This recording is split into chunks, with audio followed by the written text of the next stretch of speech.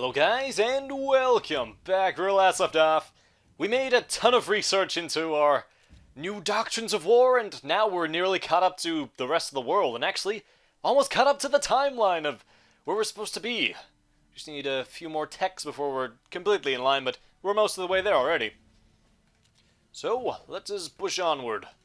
Maybe not on that terribly fast speed.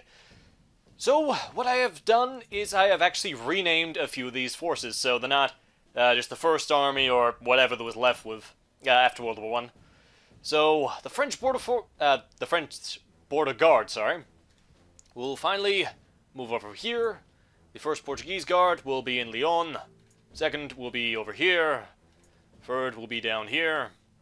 And these are the first reserves. We've actually got reservists now. And I will put them in Toledo. And this is just the Northern HQ, which will sit still in Barcelona. And we've also got the 1st Mountain Corps, which will sit there and probably wait until it's got a full division. So nothing's really going to happen there. I just thought to let you know I have renamed a few of the squads, so it's not the Expeditionary Force or the Royal Force or whatever, just standing around on the border with France, which is probably the most peaceful border at the moment. It needs to be on Portugal, in case somehow they invade me and war breaks out and terrible things happen. Also, the French have occupied the Saarland again. They keep doing that every now and again. I keep seeing them leave it and then go back to it and then leave it and go back to it. It's just something that happens every now and again. Turkey has abolished the abolition of the Caliphate. Cool, that's always nice. And I believe there is something I've found. So, command freedom. If I do that, now you can do any reform you like. Right. So, authoritarianism. Oh, it's just pushing me forward because I left it like that. But yeah, I can push myself in any direction at any point I like. So, since I said I'm gonna be National Socialist, let's just say I get pushed to that right now. I am full right, I am full authoritarian. That has just happened right now. I'm not waiting. I am full-on National Socialist. So there we go. I'm on par with Italy. Also, apparently the comments are very divided on whether I should be Allies or Axis. Now, I've already stated that I'm going to be joining the Allies. I've said that from the beginning. Let's remove that freedom, by the way. Just so you know. So, I'm just going to leave it at that. You know, things can happen. You know, so we'll see how that goes. I might change my mind at some point, but I'm most likely just going to stay as National Socialist, because that's the government I've got. When it probably turns me into a communist left-wing government, I'll just type in freedom and go back to the right, no counter-revolution, or something like that. But this is what has happened. We are now full-on National Socialists. And nothing will stop us. Which means I could even declare war on Portugal right now, except I have no desire to do that at the moment. Because we don't have the army to deal with Portugal. I mean, they are still sort of strewn around the world, I believe. Or in and around. Is there a Portuguese force in Britain? I think they're... Oh, no, they've probably moved them all back now. So that's the full army right there. So, if I declared war, like I said, France, Belgium, Switzerland, they would all join in. They would help me and, you know, kill Portugal off. But I want to make my own army. I want to blood my own army against them. So, we're capable of attacking them and probably beating them with the Allied strength, but I want it to be Spanish strength that the majority of the fighting gets done with. Because they've got more army corps than I have.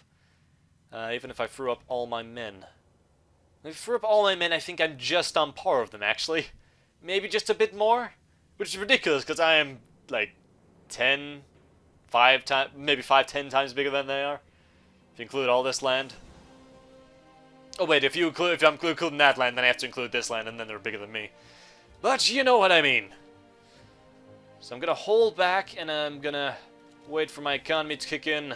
When I get to 60, I'm gonna start making my own troops, like I said. How's my Turk doing? Still fine, still researching. Probably get this out of the way as well before I do any sort of invasion. I just thought I'd show that off. So at any point, I can decide to become a diplomatic power, you know, true democracy in the center of politics or something. Or just join Stalin or Lenin at this point. Leninist. By the way, I'm fairly sure, I'm very divided on whether Spain values America more than communist Russia. Because as National Socialists, we are on the opposite end of the spectrum to, Stalin, of course, you know, over here in the Soviet Union. I'm just going to keep calling it Stalin because he will eventually come up. So we're on, like, the opposite end of the spectrum right now from Russia's politics. Whereas America, I mean, they're market liberals, but, we can kind of get along a bit together, kind of. Of course, we have our deeply rooted hatred of the Americans. I mean, that's non-negotiable, but, you know, do we like America more than we like communism? Would we just join NATO before we join the common term, is what I'm trying to get at. Or, I imagine we'll form our own alliance of national socialist states or something like that. But, you know, I'm trying to think, where do our allegiances lie? Would I say communism is preferable to Americanism? Or would I say I would rather be part of the West than be a communist at any point? So we gotta decide that, I suppose. I think I'm gonna go with I hate communism in all its forms. Just seems about right. Especially since I'm far on the right. The only thing we have in common is we have a dictator at the top. So yeah. It's about the only thing we got right about each other. Also, I want to see this then. So, let's go with no fog. How are you doing this, US? You have troops everywhere. I think you've got less troops than... Have you got less troops than Canada? You very well might have less troops than Canada. Maybe not Navy-wise, but definitely... Look, you are not Spain, you are Mexico at this point. I don't know how this person's defined you. He's only got 2. He's dug in, yes, but you've got enough men to displace them. Do I just jump in and kill for you? I really don't know. I don't know if this is just something that I should keep. I keep going back to this every now and again. Do I let this continue? Do I let the civil war be endless in Mexico and make so the United States never fully makes a military? Make it easy for me. Don't get me wrong. It would be easy for me. In fact, if I was I could declare war on the United States right now, and the Allies would stomp America. Like, hands down, they would ruin them. I could declare war on anyone right now. I have the power to just declare war and have the Allies do my bidding and kill everyone in the world. But I'm not gonna do it. No, I'm not gonna do it. I need to prepare. I need far more men. Far more of everything. I'm out of everything right now except supplies. Why am I making that many supplies? I do not need that many supplies. Oh yeah, because of all my descent which I got back. So yeah, this is about right. Oh, we're on par with our production. My God, it finally happened. We're on par with production, which means I don't want to make anything else. So let's begin, shall we? Let's have this anti-air and early artillery. And I want how many? 1, 2, 3, 4, 5. I want 5 garrisons. Make me 5 garrisons. And there's our project. We want to have a constant border guard with France for when Germany invades. We're finally beginning that. That very, very long process is about to begin. And then, you know what, for the hell of it, I do want... Well, no, I guess not for the hell of it, because if we do that, then if we upgrade, I'll have to redo everything anyway. So not right now. But I've got my bombers up. Got the new 1918 Interceptors. And I can put a bit on upgrades, I suppose. For the planes. Apparently the planes need a lot of upgrades. Maybe I'll put a bit more on. Not that many, but that many. Because those will be key. 1924 bombers will be bombing everything along here. And I think we got enough doctrines to make it so they're semi-effective at actually doing their job. We're getting our specialized branch tactical experience coming in very soon. Which will, minus all their defense and stuff. But hopefully that'll make them a bit more mobile. which is what I'll need in the modern day. I don't want to do that yet. That's quite far ahead. So what I will do is go for production, which I believe the man best suited for the job is already doing a job. So how long will that take? It'll take a while. I could start now, or I could wait a little bit. Sorry about that. I should probably go for this. Get my mountain division going again. And then I can finally recruit a full mountain corps free. I want at least 3 divisions in there, so if the max at a was at lieutenant, that's a major general. I can do command 3 divisions as a major general. I was like a lieutenant colonel or something. Anyway, I want at least 2 more in there, so I achieve the max amount that this person can have. Always have at least 3 commanded by 1 person to maximize efficiency. So I want, technically I want enough person in there, but guarding the capital is not exactly strenuous work. In fact, I want, sorry, I want 2 more of these, don't I?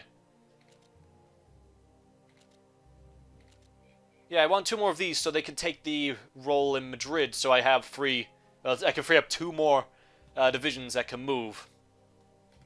So yeah, there we go. I have not started my timer again since I started coughing. Anyway, we're still pretty good actually. We're still really good on this technology tree. My friend's got tons of men. By the way, I'm also staying with the Allies for, you know, because it sort of goes with what I want with Spain, but also because I want to stay with Belgium. Despite everything that's going to happen, I want to protect Belgium. I've got this sort of undying love for Belgium, I want to say, in this. Because they gave me so much tech, they brought me out of this backwater that I was in. You know, just throwing me tech after tech. Same with Britain. You know, I have sort of a begrudging loyalty to Britain as well. Not so much France, they didn't do too much for me, so I could give or take with France. But Belgium is something I want to secure, which may or may not come up. Okay, so I think I'll go down the route of strategic bombing. Because why not? You know, let's get an even bigger bomber.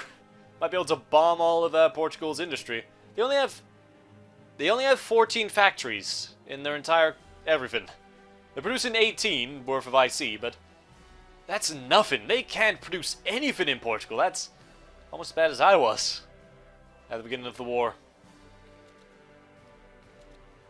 I mean, I'm nearly half of France at the moment. I'm a full part of one rebellious province of China. Like, was it that? No, it wasn't that. Actually, it's this giant region here. So I've got about as much as that giant region of China. Still got tons more than Portugal.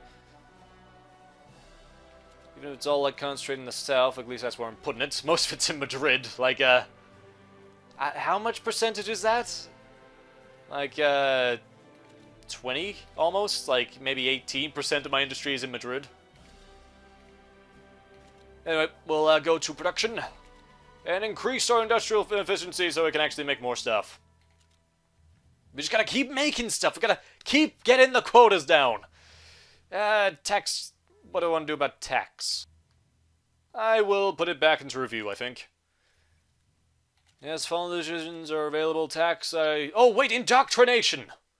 That is something I want to do. The indoctrination is a process of incalculating ideas, attitudes, and cognitive strategies, or professional methodology. The indoctrinated person is expected not to question or critically examine the doctrine they have learnt. Implement it in our country may cause some protests, but bring profits in the long term. Yes. This is what we need. We need people to be absolutely dead loyal to the regime. Do it. All we need to do is pump out more consumer goods. More Spanish-made consumer goods, and people will be happy. It's like, I'm replacing true history textbooks of, you know, how bad the First World War was, with good textbooks of, you know, Spanish bravery on the Swiss front. And I'll also be teaching them how that America is the big enemy, as well as Russia, you know, these two giants. You know, like like, America's helpless right now. We're gonna be pointing out that they can't even defeat that one province of Mexico very much in their textbooks. Like, look, America's been fighting this war for nearly a decade. In fact, I'm pretty sure they've been fighting it for about a decade now. And they still haven't won. They're truly inferior to us. We fought against the Germans and the Swiss, and we did perfectly fine. And the strategic bomber. And Britain has given us 1918. They'll take it all. And I believe that is the end of this part. So, thanks for watching, folks. Hope you enjoyed. And next time, the bombers will be upgraded.